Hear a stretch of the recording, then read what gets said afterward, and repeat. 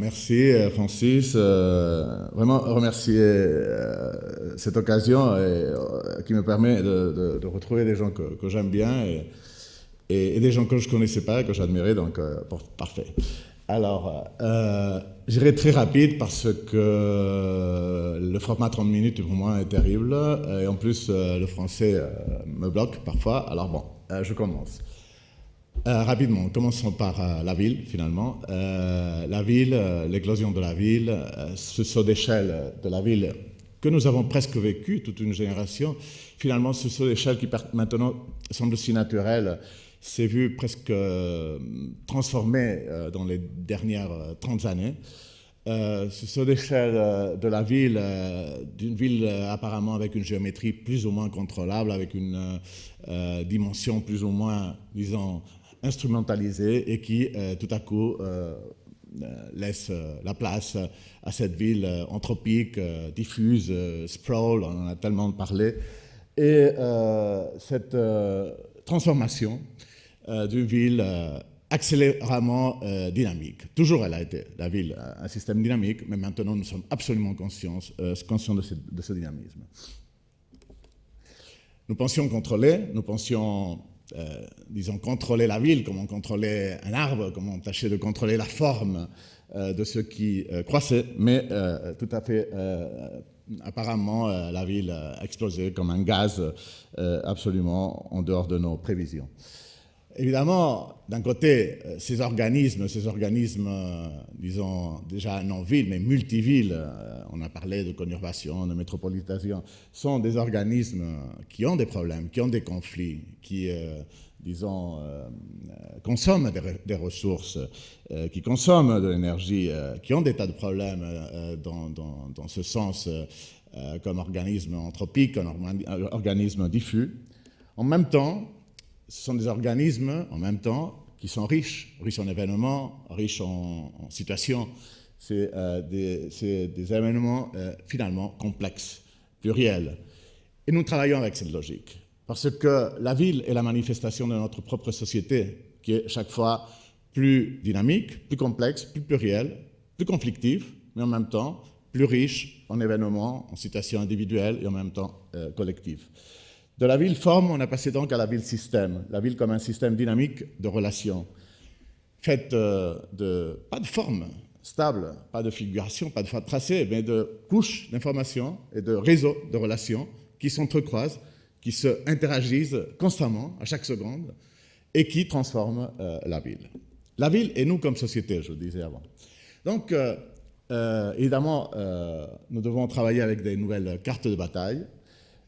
C'était dans cette espèce de, apparemment, des orientations des architectes, des géographes, des paysagistes, pourquoi pas, des ingénieurs même, des gens qui travaillent avec l'espace, mais surtout les architectes. Ces orientations trouvaient cet organisme et de ne pas savoir si les instruments que nous connaissions étaient propices. Nous tâchons, nous explorons encore tous. Hein. Ici, nous sommes en train d'explorer, de trouver des nouvelles dispositifs, des nouvelles situations, des nouvelles cartes de bataille, je dis, des nouveaux diagrammes, des nouveaux schémas, des nouvelles orientations, pour finalement orienter cette ville.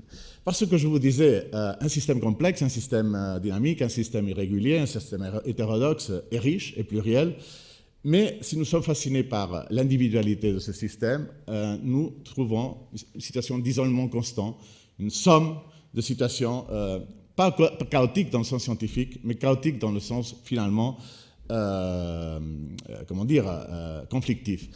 Mais si nous sommes capables de trouver des systèmes, de situations, des ordres nouveaux, des logiques nouvelles, qui travaillent flexiblement avec ces systèmes, qui tâchent de l'orienter, de le vectoriser dans des horizons partagés, nous pouvons travailler avec l'individuel et le collectif en même temps, avec le pluriel et en même temps avec, disons, les spécifiques, le particulier.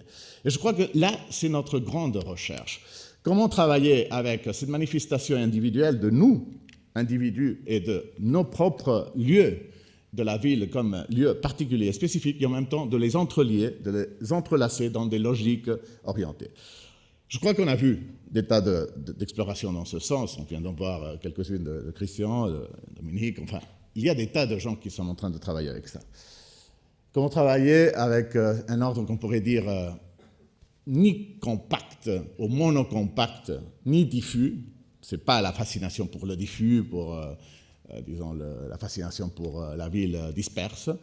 C'est une espèce de travail avec une espèce de polycompacité, de polycentrisme pluricompact et entrelacé, qui permettrait de travailler en réseau, mais en réseau intégré, en réseau pondéré. Travailler avec l'articulation d'urbanité de dimensions et de densités différentes, mais pondérées, diversifiées, travailler avec la mixicité, travailler avec le paysage et les espaces naturels intermédiaires, et travailler avec une politique tissée de pluricommunauté intermunicipale. Ce travail que je vous montre ici, Cap a un habitat sostenible, est un travail du gouvernement, du Conseil du développement durable que je vice-préside, et on a tâché, dans un travail très complexe sur le logement, de dire que la première échelle du logement est finalement pas le logement, l'habitat. Je ne sais pas comment dire en français, l'habitat, non? L'habitat. L'habitat est donc la façon d'occuper le territoire, la façon de construire notre propre habitat.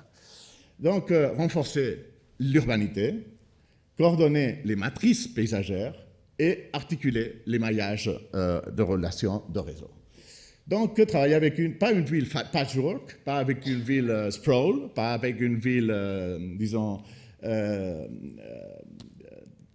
comment dire, d'œufs brouillés, mais avec une ville entrelacée, polycentrique, pluricompacte, avec des articulations de in-between et des réseaux intégrés. Donc, avec des disdensités, des densités discontinues, des paysages et des infrastructures. Donc, avec des systoles et des diastoles en même temps, des compressions et des extensions, des inspirations et des expirations. Et donc là, et voilà le sujet, nous sommes devant des nouvelles géométries qui ne sont plus des géométries à la grande échelle, à l'échelle globale, qui ne sont pas des géométries compactes, régulières, claires.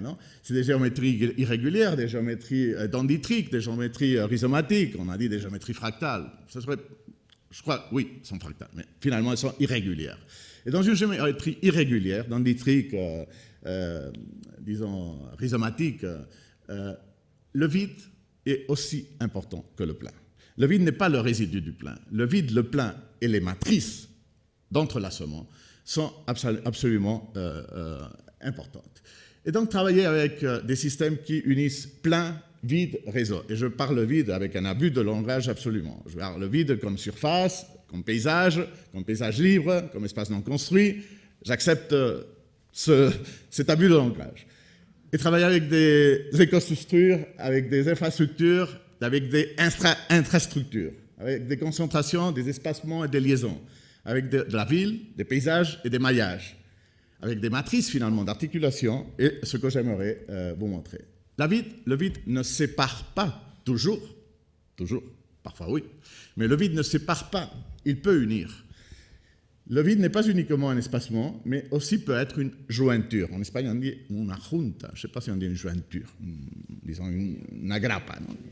Bon, un lien, ou peut être un lien. Ça dépend de sa mesure, de sa dimension, de son tamaño, on dit Comme vous voyez ici, cette image de fragment de corps qui finalement crée un corps. Mais il le crée par le vide, qui est l'élément de jointure, de liaison, parce qu'il a évidemment une dimension. Si ce vide avait une dimension extra, sûrement, on ne pourrait pas créer cette séquence. Ou par exemple, ce schéma fantastique du livre de Hofstadter, Gödel et Schellenbach, où on voit ces taches d'encre, comme les taches d'encre de la ville. Mais si vous voyez les vides disent letras, lettres, letras. Une fois que tu as vu letras, tu ne l'oublies plus jamais. Le vide, voilà, on voit toujours letras, non? Le vide est le contenu, finalement, le contenu qui relie ces taches d'encre. Donc, on peut travailler avec une ville qui peut être un lieu de lieu, finalement, un lieu de lieu, fait d'implosion et d'extension, dans des modèles entrelacés, comme je vous disais. La ville, un lieu de lieu et d'entre-lieux, à célébrer et articuler. Et donc, on a tâché dans mon agence, et avec évidemment d'autres aventures que je fais, éducationnelles, etc., de travailler dans cette... je montre mon associé, qui est très discrète, n'apparaît jamais, donc je fais un petit hommage. Première partie, vide, ville, territoire. Le vide qui sépare peut unir. L'espace libre peut être le bâtiment de la nouvelle ville. L'espace libre peut être le bâtiment de la nouvelle ville. La continuité peut être discontinue. La densité peut être distance. Avant, la continuité de la ville se faisait par la couture tram-bâti. Couture, on dit, coudre quelque chose. La couture tram-bâti. Donc, la continuité de la ville se faisait par la continuité du bâti. Et ça, c'est un schéma, par exemple, de Barcelone. Vous verrez beaucoup Barcelone. J'aime tellement ma ville et je suis obsédé. Mais enfin, ça pourrait être une autre ville, disons. Là, maintenant, on travaille avec une ville qui n'est pas uniquement urbaine, qui est géo-urbaine, géographiquement urbaine. Et donc, la couture de cette ville peut se faire aussi avec la trame nature, avec une trame de la nature, avec une trame de paysage. Et la continuité du paysage peut être aussi, ou doit être, un élément d'entrelacement de la ville. Je ne vous montrerai pas les projets, je ferai un peu simplement des travaux très rapides. Un premier travaux sur la nouvelle dimension de la Barcelone à l'échelle de cette métropole qui, pour nous, pour notre génération, nous avons vu apparaître tout à coup. Une ville qui avait cette dimension. Ça, c'est la montagne, Montjuïc, quelques-uns, ceux qui est allé à Barcelone, vous reconnaissez ce plateau qui était la ville, et la ville qui a une dimension beaucoup plus territoriale maintenant. Nous avons une grande montagne ici, évidemment, ce n'est pas Milan, ce n'est pas Paris, donc il faut sauter la montagne, mais une fois que nous avons les infrastructures, la ville saute. Et la ville commence à se développer, et les prévisions étaient que probablement, dans les années 2020, on pouvait arriver à une construction de ce genre. Mais la ville centrique, ou la ville, disons, nucléaire, peut laisser passer à une ville entrelacée, en maille, comme je disais, intégrée. Et donc, le vide pouvait ou peut être un élément de couture. On a travaillé avec ce projet qui est déjà un peu lointain, au début des années du siècle-là, dans les années 2000. Ce Barcelona Landgrid fait d'entre-doigts entrelacés. En espagnol, c'est encore plus beau parce qu'on dit entre dedos, entre deux, entre dedos, entre dos, entrelacés, entrelazados. Non? Et entre-doigts entrelacés voulait dire à tous ces municipes de l'aire métropolitaine de Barcelone, écoutez, si vous devez vous développer, développez-vous en vertical et pas en horizontal. Tâchez de travailler aussi avec les grands corridors verts, tâchez de travailler avec les doigts, finalement, fluviales ou plus torrentiel, et travailler avec un mécanisme qui était plus ou moins comme un pré-schéma, un proto-schéma d'un plan directeur. Ce n'était pas un plan directeur, c'était comme un schéma directeur. Et donc, on a travaillé avec, récupérer ce diagramme, et ces espaces qui encore étaient, un peu, on l'a vu avant, visibles, et qui, disons, se reliaient aux anciens flux torrentiels. Le diagramme, le schéma, le master plan, disons, qui n'est pas un plan, qui était plutôt un diagramme hyper détaillé. Je dis toujours aux étudiants que ça, on peut le faire en 1 heure, ça prend 1 semaine, ça a pris 1 année. Mais l'information, la stratégie, continue toujours. C'est l'information, le degré de complexité de l'information qui change, mais pas la stratégie. La stratégie était toujours la même, travailler avec cette idée d'entre-doigts entrelacés. Des zooms divers de ce projet. Et donc, ça, c'est cette Barcelone régionale dans la Catalogne. Et dans les années 2003, on a eu la commande du gouvernement de dire, bon, après cette recherche qui était un peu spontanée, elle était faite un peu comme une autocommission, après avec les étudiants, avec les universités, on a eu une commande plus officielle pour dire, bon, voyons quelle est l'échelle de la Catalogne. La Catalogne commence à avoir une échelle un peu comme un Randstad, plein de villes intermédiaires. Barcelone, évidemment, est le grand attracteur. Mais Tarragone, Girona, le train d'haute vitesse, enfin, je vous explique pas des choses que vous connaissez, on n'a pas le temps. Et donc, voir si cette Catalogne pouvait travailler comme une grande multiville. Hein. C'était un peu ce qu'on était en train de faire finalement. Alors, on a fait ce plan qui prenait cette dimension de Catalogne. Et avant, on a vu une chose assez intéressante. Je crois que c'était Christian qui disait, je ne me rappelle plus, qui disait que le 5% était vide, était construit, c'était toi ou je ne me rappelle plus, Dominique, le 5% était construit. Bon. Nous, en Catalogne, les plaines qui sont pleines sont 8 plaines. Le reste, c'est des montagnes. C'est très montagneux, la Catalogne. Ces plaines, aujourd'hui, font le 5% de la Catalogne. Mais dans les plaines, l'occupation est du 20%. Donc, le 5% de toute la Catalogne, mais chaque plaine est le 20%. Donc, il y a une grande pression dans les plaines. Alors, maintenant, avec la crise, la pression est moindre, hein, disons. Mais alors, on a travaillé avec cette idée de dire, voyons si une idée d'orientation globale du système pouvait entrelacer dans une maille ces villes intermédiaires, ces villes, ce qu'on a parlé avant, renforcement, entrelacement, matrice infrastructurelle, l'autoroute, les autoroutes, les trains, les routes de moindre vitesse. Et donc, on a travaillé avec ces couches pour tâcher de les intégrer dans un système flexible qui permettait chacune d'elles de travailler, disons, autonomement, mais intégrées entre elles. On a fait un premier diagramme. Là, vous voyez un peu ce que je vous ai montré avant. Ça, c'est la dimension de cette Barcelone régionale qui arrive vers Tarragone et Girona. Là, c'est la contre-côte, on pourrait dire. Ça serait les villes intermédiaires de la contre-côte, de la pré-côte. Et là, ça serait la grande ville, le grand vide central, le grand vide qui est la super plaine de Lleida et la montagne. Et donc, avec ces faisceaux, mais aussi avec ces différents couloirs, comme vous voyez ici, de mailles de connexion qui, en même temps, sont des long flows, des paysages de glissement, nous avons des montagnes qui sont comme des grands rosarios de grands parcs naturels, avec des pré-parcs, des land flows, qui sont des mailles avec des paysages qui glissent, et des densités nucléaires. C'est trop compliqué d'expliquer, je vais vous l'expliquer très rapidement, parce qu'évidemment, c'est toute la Catalogne, donc c'est pas facile, mais plus ou moins, vous pouvez avoir une idée de comment travailler avec un vide qui serait, dans ce cas-là, une nature, un paysage opérationnel, parce que c'était des paysages qui parfois étaient des parcs naturels et parfois étaient des paysages opérationnels, avec des densités, ce que vous voyez en noir, et avec des maillages territoriaux.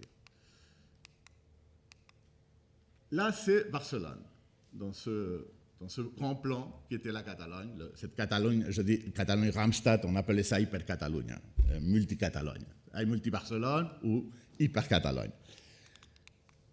Si je reviens à ma ville, à Barcelone, à la Barcelone municipale, à la Barcelone, disons, gérée par le maire, hein, la Barcelone est très dense, c'est une ville très très dense. Il n'y a que cette montagne, qui est Montjuïc, et la grande montagne périmétrale, mais qui est une montagne. Nous n'avons pas de parc. Il y a un petit parc qui est presque comme le parc Monceau, et que nous appelons le grand parc, qui est la Citadella. Non? Barcelone est fantastique, je n'ai pas le temps de vous l'expliquer, elle est fantastique, ma ville. Elle est comme Paris. Paris, elle est fantastique aussi. Paris est fantastique parce que je suis si cartésien, moi. J'aime les villes claires, c'est une chose horrible. Alors, on peut voir la ville de Barcelone, comme tu l'as très bien montré, non? Par des couronnes. Ce n'est pas des couronnes parce qu'il y a la mer, non? Mais des presque couronnes. Ça serait la lecture plus traditionnelle. Elle fonctionne plus ou moins. Hein? Elle fonctionne historiquement, oui, mais du point de vue des connexions, non. La ville peut aussi se lire par des faisceaux, des grandes bandes parallèles à la mer. Et ça, c'est fantastique, non? Une ville qui peut se permettre de se lire par des couronnes, par des faisceaux, par des bandes, des strips, ou par des faisceaux. Des faisceaux qui connectent mer et montagne. Voilà, Paris aussi peut se lire comme des couronnes, comme des bandes. Et je ne sais pas si on peut le lire, ça, je ne sais pas, je ne connais pas tellement la ville. Mais elle pourrait se lire un peu de certaines façons. Si une ville est capable de pouvoir se lire de beaucoup de façons possibles, ostras, la ville est intéressante. Alors je dis qu'elle fonctionne, mais pas tout à fait, parce qu'il y a des points qui sont des points de, comment dire, de short-circuit, de court-circuit. Il y a des points où cette connexion ne fonctionne pas, où elle est interrompue. Il y a des problèmes là. Elle est interrompue parce qu'une rue ne continue pas, où il y a un bâtiment, etc., etc. Alors on a détecté les espaces qui ne fonctionnent pas pour dire, si ces espaces sont résolus, nous pourrions arriver à un plan où l'hyperconnectivité serait totale, où il y aurait une Barcelone qui fonctionnerait en couronne, en bandeau et en faisceau d'une façon totale. L'intéressant de cette recherche, qui était une recherche faite avec la mairie, avec l'université, bon, détecter ces endroits, mais une autre chose intéressante, qui maintenant, c'est ce que je veux vous expliquer. Voilà. Il y a des tas de rues qui, dans cette grille apparemment, grille de Cerdà complètement isotrope, on pourrait penser que peut-être elle n'est pas si isotrope, que peut-être les grands rues qui connectent Mer-Montagne et les sous-rues qui connectent la Travesera avec la Gran Via commencent à faire une espèce d'arpe possible, virtuelle, dans cette grille isotrope. Et que ces rues, qui sont le vide de la ville, ils sont, comme très bien vous l'avez montré, les espaces qui ne sont pas pleins en théorie, pourraient récupérer une idée de Cerdà qui était celle d'une grande ville verte. Parce que Barcelone n'a pas de vert. Barcelone, après Calcutta, est la ville plus dense, par mètre carré, hein, je veux dire, par densité, dans le sens par population. Et donc, cette ville qui a perdu ses îlots, qui a perdu ses parcs, qui a perdu tout cela, par une densité fantastique, qui est vrai, qui a des platanes, qui a des arbres, évidemment, parce que sinon, ça serait vraiment difficile. Hein. Et qui a ce schéma, vous voyez, le parc, la Paseo de Gracia, qui est comme les Champs-Élysées, un boulevard vert, et quelques possibilités de petits jardins, pourrait avoir ici une idée d'un Central Park discontinu, une espèce de multi-string Central Park, une espèce de... je dis ça pour... je pensais à Schumi, avec New York que tu connais tellement. Voilà, c'est pas un Central Park, c'est une espèce de Central Park discontinu, de multi-string Central Park. Non? Et on a travaillé avec cette idée, aussi avec une idée que Corbusier avait trouvée, qui était celle des macro-îlots. Si on prend 3 par 3 îlots de Cerdà, on construit un macro-îlot, un îlot de 3 par 3, et lui, il avait découvert que ce macro-îlot qui faisait comme plus ou moins, disons, 400 mètres par 400 mètres, pouvait avoir le trafic suffisant pour ne pas avoir tellement de trafic dans toutes les rues. Et alors, ce travail, qui est le plan Macià de Le Corbusier avec le GATPAC de 1932, se reprend dans des travaux de l'Agencia Ecologia Urbana de Barcelone et dit, bon, si on travaille avec cette idée, avec des études très sérieuses que je ne vais pas vous montrer, on pourrait prendre le périmètre comme trafic fort, trafic de connexion. L'intérieur serait des trafics de services, simplement, et donc récupérer les rues comme espace de convivialité, de vie, de plein, dans le sens de plein vie. Non? Bon, des travaux, je n'ai pas le temps de vous le montrer, ça serait très intéressant, des travaux de checking pour voir tout cela, les intensités de trafic, par exemple, vous voyez, non?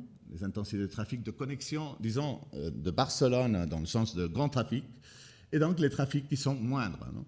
Et donc la capacité, dans ce travail qu'on a développé, de dire, bon, il y a des grands trafics de connexion transversale de la ville, des trafics de support, et quand tu as, pas un 3 par 3, mais au sens du trafic, un 3 par 3, et, je ne sais pas comment il faut faire pour montrer bien, et ce support d'autres rues qui ont du trafic, disons, aussi urbain, le reste est vide de trafic, bien qu'il y ait du trafic de service, une ambulance, des gens, et donc peut permettre de récupérer des espaces, pas uniquement avec des arbres, mais des parcs linéaires.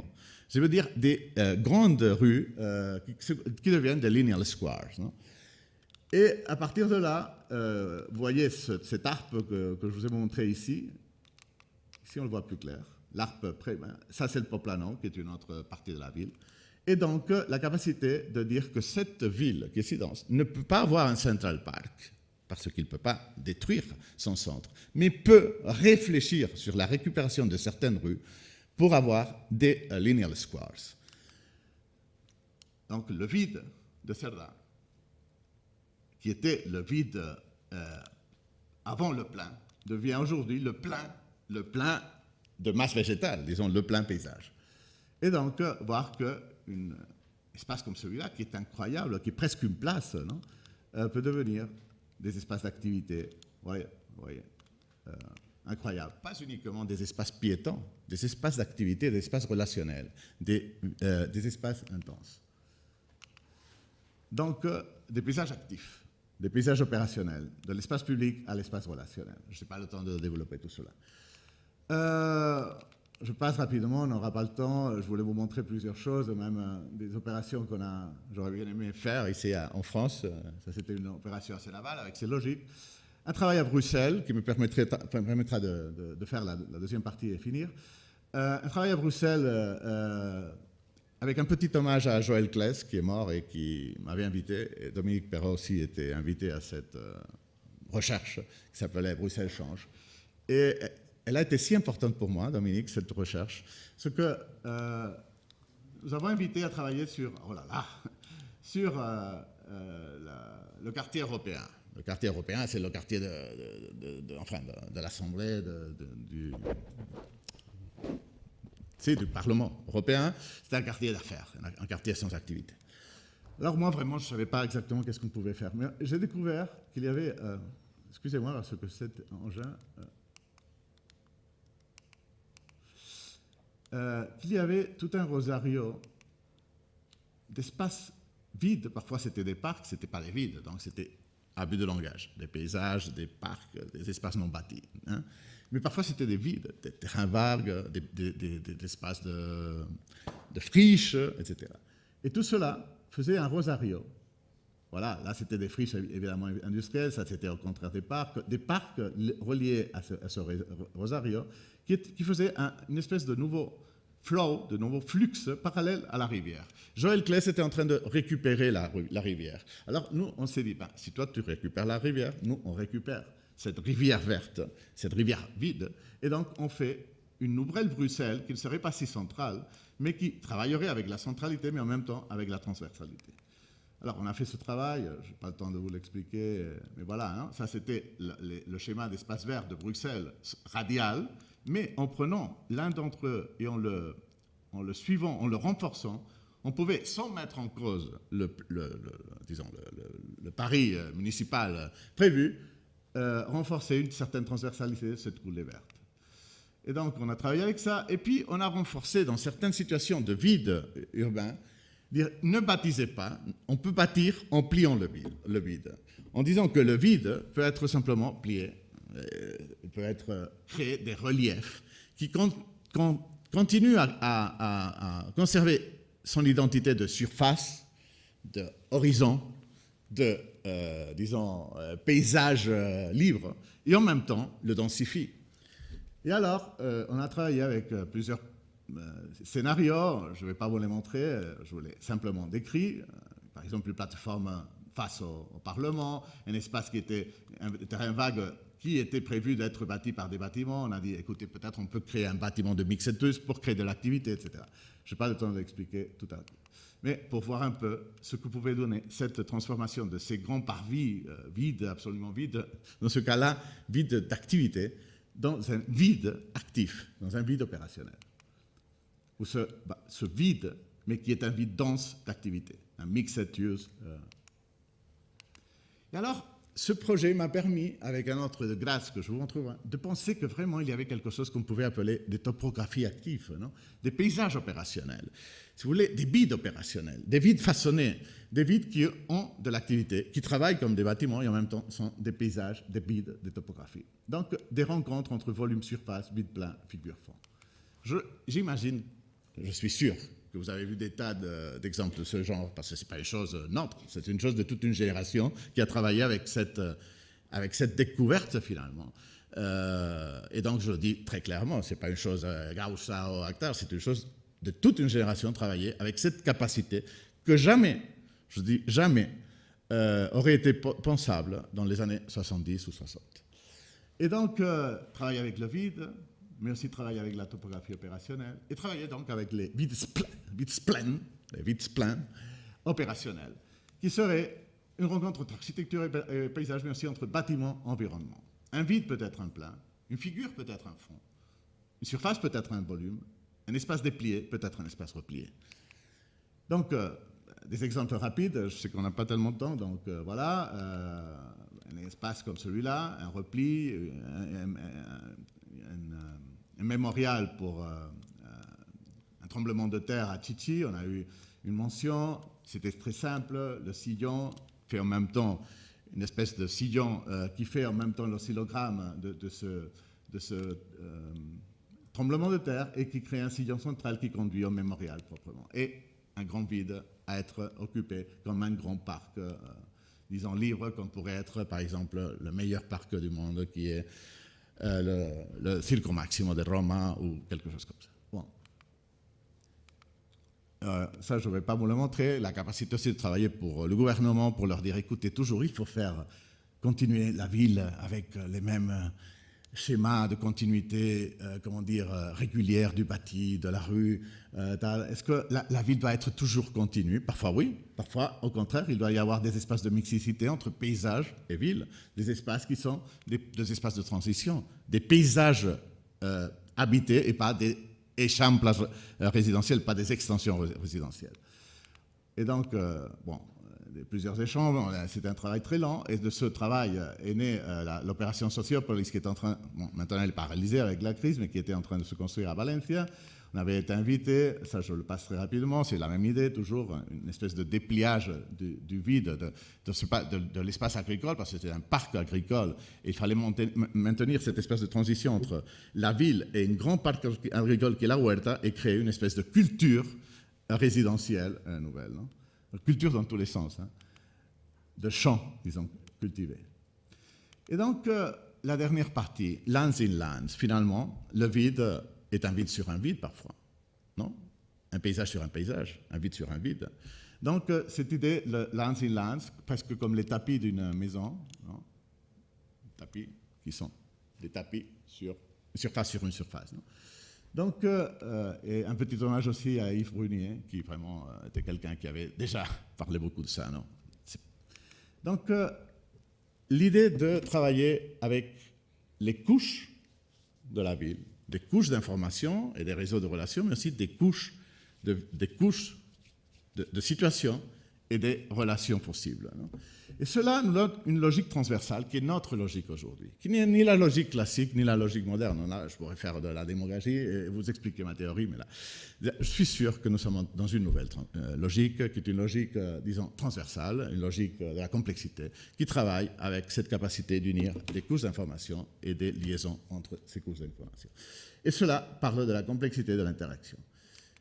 Bon, pour ce qui est du vide, alors, quand on travaille avec la capacité de travailler avec des couches d'information et des liaisons, des relations, parfois on crée des paradoxes, parce qu'un paradoxe est une capacité de unir des catégories apparemment impossibles dans une impossibilité possible. Donc, un paradoxe, je ne sais rien, je sais que je ne sais rien, ça c'est un paradoxe, c'est possible et c'est impossible en même temps, peut dire que quand nous travaillons aujourd'hui, et on l'a vu, on vient de le voir dans plusieurs projets, dans une bibliothèque qui construit un vide, ça c'est un paradoxe, on ne peut pas construire un vide, mais oui, on peut le construire. Donc quand on travaille avec cette situation d'unir des catégories des déterminismes rationalistes classiques séparés dans des situations différentes, quand on travaille avec la complexité, donc avec ces interactions, il y a des situations conflictives, hein, mais des situations très opérationnelles et très intéressantes. Donc, les paradoxes ne sont pas des contradictions, comme Venturi disait, des contradictions paralysantes, mais des options opérationnelles. Ce n'est pas le paradoxe venturien de créer une contradiction paralysante ou, disons, contradictoire, mais au contraire, un entrelacement, une interaction positive, une espèce de célébration optimiste de la capacité. Dans cela, effectivement, on travaille avec des hybrides, des catégories qui se rassemblent, créent des accouplements, et des accouplements créent des hybrides, des natufis, si vous voulez.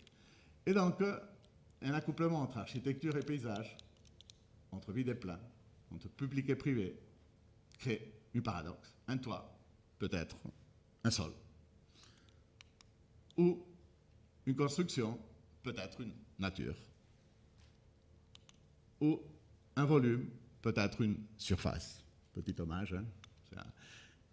Un volume, peut-être une surface. Une figure, peut-être un fond. Un bâtiment, peut-être un environnement. Un vide peut être un plein. Une maille peut être un réseau. Un volume peut être une trajectoire. Tout cela, disons, c'est si naturel pour nous tous aujourd'hui. C'était si peu naturel il y a 30 ans. C'était si peu naturel pour les modernes. Je ne sais pas qu'il y a des gens, il y a Frédéric Claude Parent qui tâchait de faire des choses, c'est-à-dire, c'est pas que... Mais il ne comprenait pas que la capacité de processer l'information, de la processer pour créer des options opérationnelles, est une chose qui est liée à notre propre perception de la capacité de jouer avec des écrans, des Windows, des capacités, de couches d'informations qui peuvent être simultanément mises en relation. Et donc, je finirai avec ça. Évidemment, un vide peut être un plein, un volume peut être une trajectoire, un volume peut être un vide. Ça, c'était une tour de télécommunications pour Barcelone. C'était une tour de télécommunications qui ne voulait pas être une tour, qui ne voulait pas être une espèce de lance, de landmark, de totem sur le paysage, qui ne voulait pas non plus être un geste. Ce n'est pas la même chose une trajectoire qu'un geste, mais qui voulait être un mouvement. Et un mouvement est lié à cette idée dynamique d'une trajectoire dans l'espace.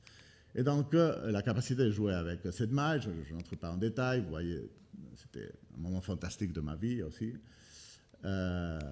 Et donc, cette capacité de jouer avec un volume qui devient un vide. Nous avons gagné le concours, et nous avons gagné, il ne va pas se construire, évidemment.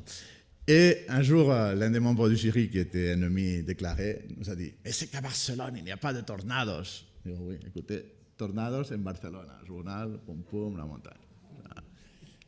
Et donc, pour finir, cette image, repasser le paysage, fantastique, repasser le paysage. Repasser le paysage est fantastique parce que c'est comme repasser le vide. Je sais que c'est un abus de langage, hein, mais repasser le vide, repasser le paysage, repasser en français, ça veut dire planchar, non? En espagnol, repasar veut dire réviser.